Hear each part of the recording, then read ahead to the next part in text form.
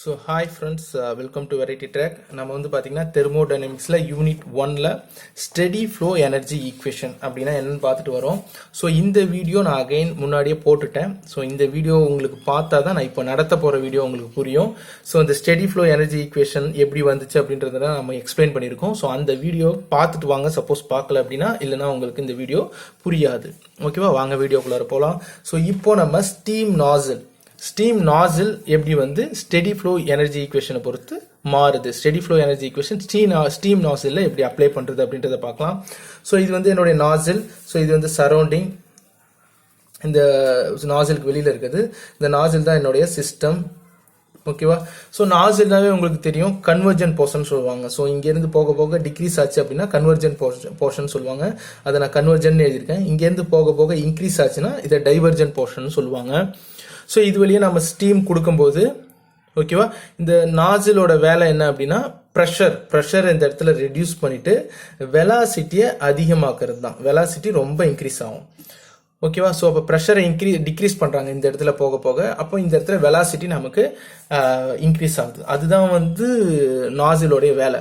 So அப்போ இங்கே ஸ்டீமை நம்ம கொடுக்கும்போது ஹையர் வெலாசிட்டியில் போயிட்டு இங்கே இருக்கிற டர்பைன் பிளேடில் ஹிட் பண்ணுச்சு அப்படின்னா அந்த டர்பைன் பிளேட் சுத்த ஆரம்பிக்கும். ஸோ அதுதான் நாசில் பண்ணுது. ஸோ இதை ஸ்டெடி ஃப்ளோ எனர்ஜி ஈக்குவேஷனில் எப்படி அப்ளை பண்ணலான்றதை பார்க்கலாம். ஸ்டெடி ஃப்ளோ எனர்ஜி ஈக்குவேஷன் நம்ம ஏற்கனவே நடத்திருக்கோம்.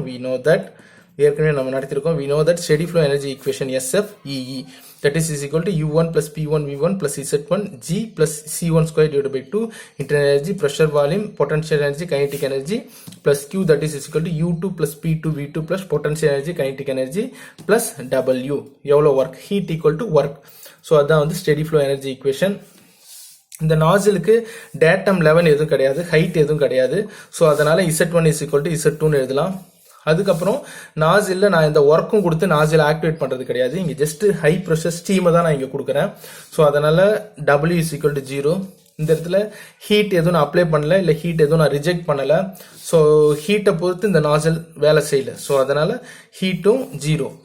இப்போ கம்ப்ரஸர்னா நம்ம ஹீட்டை ரிஜெக்ட் பண்றோம், ஹீட் எக்ஸ்சேஞ்சர்னா நம்ம வந்து ஹீட் ஆட் பண்ணுவோம். அந்த மாதிரிலாம் இங்கே எதுவுமே கிடையாது. ஹீட் ஆட் பண்றது, ஹீட் ரிமூவ் பண்றதுலாம் கிடையாது. ஜஸ்ட் ஹையர் ப்ரெஷர்ல இங்கே கொடுக்குறோம். அது இந்த இடத்துல ப்ரெஷர் ரெடியூஸ் பண்ணி ஹையர் வெலாசிட்டில நம்ம கொடுக்குது. அதனால ஒர்க், ஹீட் எதுவுமே நம்ம கன்சிடர் பண்ண போறது இல்லை.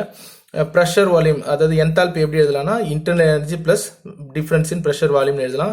அதே மாதிரி செகண்ட் போர்ஷன் அவுட்புட்டை internal energy plus pressure volume difference. So இது ஃபர்ஸ்ட் கண்டிஷனா, இது வெளியில் வர்றது செகண்ட் கண்டிஷன் சொல்லுவோம். ஸோ அதுதான் ரெண்டா நான் பிரித்து எழுதியிருக்கேன்.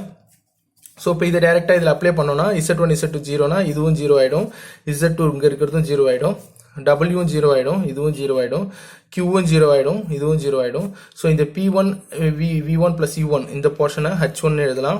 ஸோ இந்த portion U2 plus P2 V2 H2 எழுதலாம். So H1 plus C1 square divided by 2.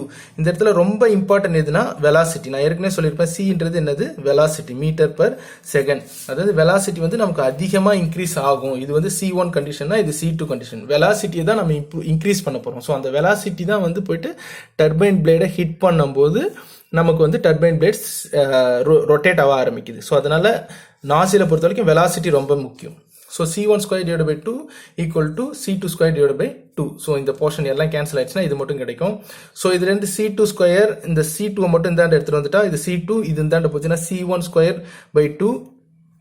இதை இந்தாண்ட எடுத்துட்டு வந்தோம்னா H1 minus H2. ஸோ இது இந்தாண்ட போயிடுது, இங்கே மைனஸ்ல, இது இந்தாண்ட வந்துடுது அகைன் மைனஸ்ல, H1 minus H2. ஓகேவா. ஸோ அப்போ இதுல இருந்து 2 காமனா இருக்கு, இந்த 2 இந்தாண்ட எடுத்துட்டு வந்துடலாம். C2 square minus C1 square is equal to 2 into H1 minus H2. So C2 square is equal to, இது இந்தாண்ட போச்சுன்னா பிளஸ்ல C1 square plus 2 into H1 minus H2. So C2 square is equal to, இதுல இருந்து இந்த square எடுக்கணும்னா இந்தாண்ட போச்சுன்னா அது ரூட்டா மாறிடும். So root of C1 square plus 2 into H1 minus H2 எழுதலாம். இதுல வெரி வெரி இம்பார்ட்டன்ட் இந்த டேர்ம் தான். என்ன அப்படின்னா, நான் முன்னாடியே சொல்லியிருக்கேன், நாசிலோடைய வேலை வெலாசிட்டியை இன்க்ரீஸ் பண்றது தான் அப்படின்றது சொல்லிருக்கேன். ஃபார் எக்ஸாம்பிள், இப்போ இங்கே 1 மீட்டர் பர் செகண்ட்ல இந்த வெலாசிட்டி போகுது அப்படின்னா, இதை இந்தாண்ட C2ல வரும்போது 10,000 ஆர் 1000 மடங்கு இதை விட இது அதிகமா இருக்கும். நல்லா இமேஜின் பண்ணி பாருங்க. இது 1 மடங்குனா இது 1000 மடங்கு, 1:1000 ரேஷியோல இதோடைய வெலாசிட்டி இங்க இன்க்ரீஸ் பண்றோம். ஸோ அதுதான் நம்மளோட நாசிலோடைய வேலையோ. ஸோ அதனாலதான் இந்த இடத்துல இவ்வளவு வால்யூமை நம்ம கம்மி பண்றோம். ஸோ லைக் ஊதுற மாதிரி தான் இது. ஸோ இப்போ இவ்வளோ ஹையர் வெலாசிட்டி இன்க்ரீஸ் பண்ணும்போது நல்லா இமேஜின் பண்ணி பாருங்க, இது 1 மடங்குனா இது 1000 மடங்கு அப்படின்னா இந்த 1 மடங்கு நம்ம கன்சிடர் பண்ணுன்ற அவசியமே இல்லைங்க. ஒருத்தவங்க வேலை செய்கிறாங்க அப்படின்னா இங்கே 1000 பேர் இருக்காங்க, ஓகேவா? ஸோ அப்போ அதில் இந்த ஒரு ஆளுன்றது ரொம்ப சின்ன அமௌண்ட், ஓகேவா? ஸோ அதனால தான் இந்த இடத்துல என்ன சொல்லுவாங்கன்னா C1 is less than C2, C2வை விட ரொம்ப கம்மி.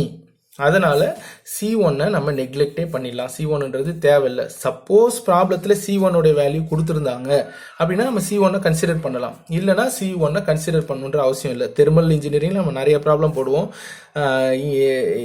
இன்லெட் வெலாசிட்டியை கன்சிடர் பண்ணாமல். பட் தெர்மோடைனமிக்ஸில் ஒரு சில ப்ராப்ளத்தில் கூட கொடுத்துருப்பாங்க இன்லெட் வெலாசிட்டி. ஸோ அதை பற்றி நீங்கள் யோசிக்காதீங்க. இன்லெட் வெலாசிட்டி கொடுக்கலன்னா நாசலுக்கு நம்ம அதை போகணுன்ற அவசியம் இல்லை, அது ரொம்ப ரொம்ப கம்மியாக இருக்கும். ஸோ இப்போ இதில் இருந்து C2 இஸ் ஈக்குவல் டு இந்த C1 இல்லை அப்படின்னா 2 இன்ட்டு H1 மைனஸ் H2ன்னு எழுதலாம். So C2 is equal to root of 2 into difference in enthalpy. ரொம்ப important, 2 into difference in enthalpy. இதுதான் வந்து ஸ்டீம் நாசிலுக்கான steady flow energy equation. Suppose எக்ஸாமில் ஸ்டீம் நாசிலுக்கு ஸ்டெடி ஃப்ளோ எனர்ஜி ஈக்குவேஷன் கேட்பாங்க. ஸோ நீங்கள் இதை போடுற மாதிரி இருக்கும். இந்த வீடியோ உங்களுக்கு புரியும்னு நினைக்கிறேன். எதனாச்சும் டவுட் இருந்ததுன்னா கீழே இருக்கிற கமெண்ட் பாக்ஸில் கமெண்ட் பண்ணுங்கள், நான் கண்டிப்பாக ரிப்ளை பண்ணுறேன். தேங்க்யூ ஃபார் வாட்சிங் ஃப்ரெண்ட்ஸ்.